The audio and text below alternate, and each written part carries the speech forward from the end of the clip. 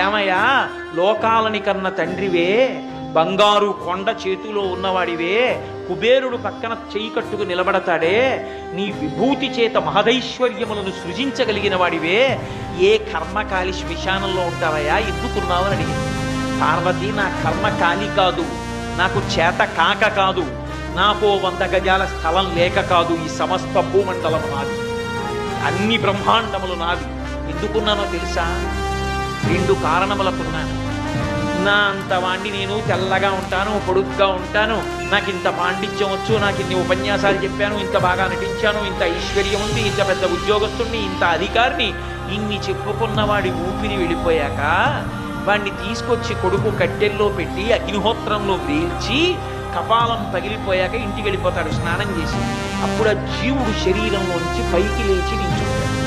ఈ చుట్టూ ఉగ్రమైన భూతగణములను చూస్తాడు.